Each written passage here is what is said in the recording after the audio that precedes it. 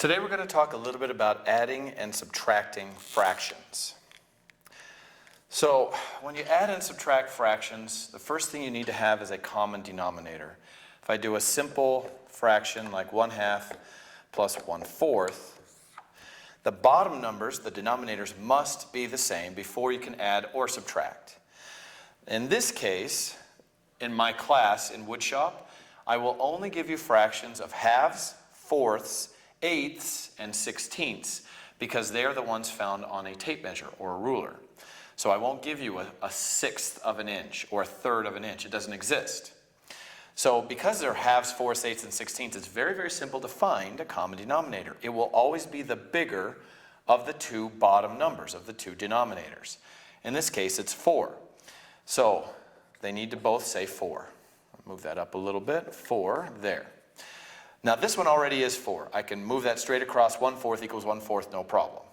Okay, now in this case, similar to when we were using the 16th method on the ruler, 2 times what gives me 4? Times 2. Whatever I do to the bottom, I have to do to the top as well, so I times it by 2 as well. 1 times 2 is 2. So now it is simply this. 2/4 plus 1/4 gives me. Now the bottom number does not change. That will always be fourths. You don't add those. You only add the numerators, the top numbers. 2 plus 1 is 3. And that's exactly what the answer is. A half an inch plus another quarter of an inch does end up at 3/4 of an inch. So let me try another one. Let's say 3/8 plus 3/4. Again, the numerator is what we add, but the denominator has to be the same. So again, this will be 8. That doesn't change. 3/8. 8 and 8, 3 and 3. 4 times some number has to give me 8. 4 times 2. And most of the time it's 2, but not always. So whatever I do to the bottom, I have to do to the top. 3 times 2 is 6. And now we just add the top numbers. 3 plus 6 is 9/8. Now in this case, I have an improper fraction. So the top number cannot be bigger than the bottom, or the answer will be wrong on your test. So here's how you take care of an improper fraction. A lot of students, you'd be surprised, can't remember. It's just been years since they've done this. 8 goes into 9 one time with a remainder of 1. So if it's simply 8 into 9, 8 goes into 9 once, there's 8, and I have 1 left. My remainder is 1. It's the same thing. My remainder is 1. I put it on top, and it's still over 8. That denominator doesn't change from here to here. We'll do a few more of those as we go to make sure you understand. All right, let's try another addition problem. This time we're going to use a little bit of some whole numbers as well. So we go 3/4 plus 1 and 7/8. Okay? Now in this case, again, common denominator, that will stay 8. In this case, I won't write it over here just because I know it's going to be 7/8, but I will rewrite this one. It has to be 8. 4 times 2 gives me 8. 3 times 2 gives me 6. All right, so now we can add. 7 plus 6 is 13/8. Now, I'm not going to deal with this one yet. If I could bring it down, there's 1 and 13/8, but I still have to take care of this improper. 8 goes into 13 once, and then how many is left? 5. 8 plus 5 is 13, so there's 5 left. Over 8. Now I have to just combine those two. Don't forget, you still have this whole number that I brought down. This whole number is from this fraction. So 1 plus 1 is 2. So the final answer will be 2 and 5/8. And that's how you handle, again, an improper fraction with some whole numbers. So let's try another one. Put a few more whole numbers in it. So let's do something a little bit harder. 10 and 15/16 plus 3 and 3/8. All right, so we have some bigger whole numbers and some bigger fractions as well. But it's done exactly the same. The bottom number here will be 16. 8 times 2 gave me 16. 3 times 2 will give me 6. Now I have to add those up. 15 plus 6 is 21/16. That bottom number does not change. So now we deal with this improper. 16 goes into 21 one time. And then how many are left? 5. Basically, it's 21 minus 16, which gives me that, over 16. Now, don't forget, this isn't the final answer. This is just that improper fraction. 10 plus 3 is 13, and I have to add it to that 1. So the final answer is 14 and 5 over 16. And there's my final. This is probably about as hard as I can make it on a test. You've just done the toughest one right there. So if you can follow my logic all the way through and take care of this improper, you'll be fine on addition. Addition really is quite simple. It's just the setting up. That's the hardest part.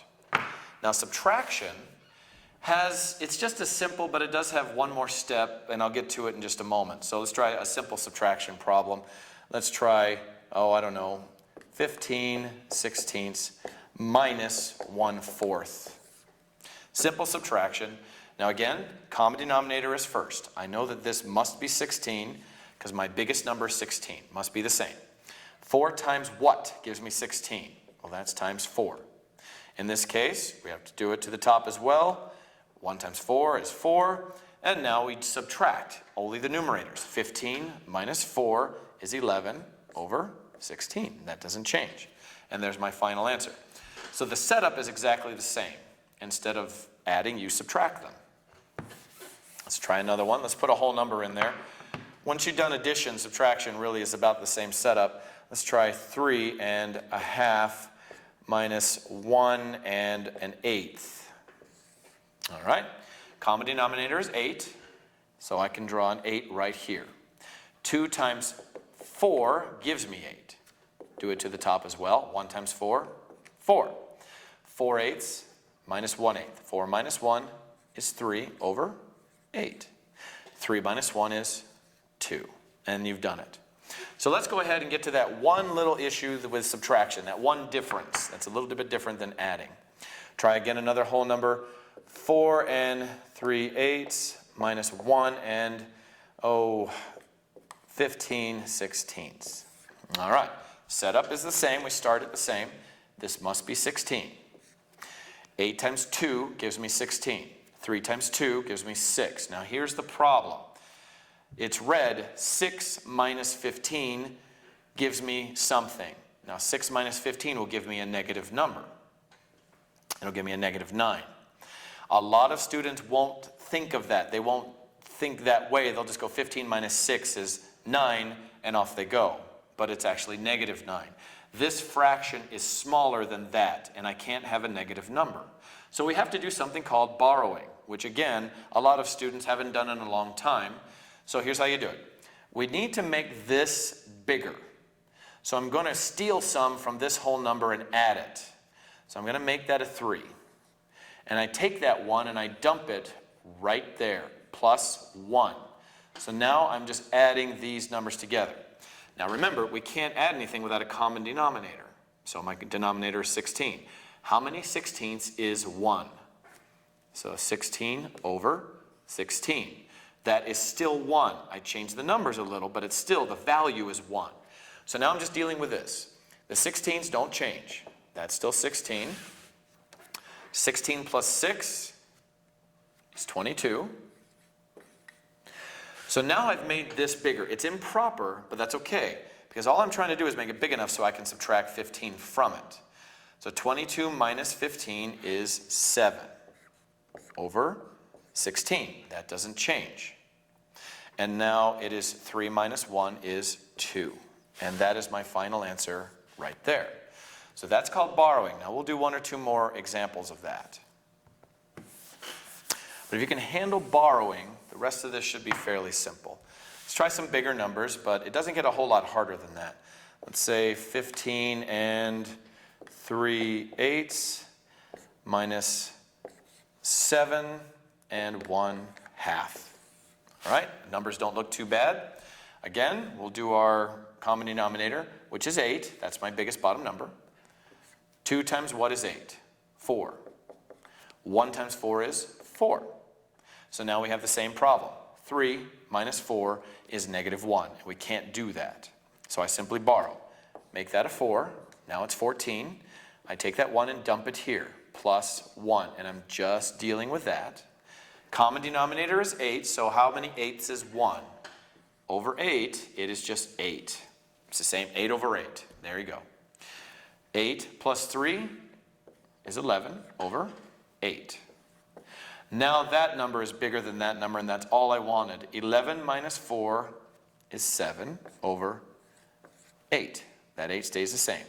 14 minus 7 is 7. And there's my final answer. So if you can handle the steps for borrowing, subtraction is done exactly like adding. But if you can do the borrowing, you should be just fine. So I'll give you the hardest one that I could give you on a test. And that one was pretty close to it. Really, the biggest difference is I just make the whole numbers a little bit bigger, which, surprisingly enough, does make it a little more tricky. 39 and 1/4 minus 17 and 15/16. That's about as hard as I can make it on any test because I only use halves, fourths, eighths, and 16ths. So, common denominator, this is 16. 4 times 4 is 16. 1 times 4 is 4. And again, 4 minus 15 is a negative number, which we can't do. So I'm going to make that an 8. Add 1. Dump it right there, and I'm just dealing with that. Write it in my common denominator, 16, 16. So 4 plus 16 is now 20 over 16. Now my numerator is bigger than my numerator here. 20 minus 15 is 5 over 16. 38 minus 17 is 21. And there's my final answer. So there is your adding and subtracting fractions. On a ruler, you should be able to look at the lines and be able to add up those little lines. Though I don't test you directly on that. It's good to know that if you can add and subtract these simple fractions, you'll be in great shape for my test.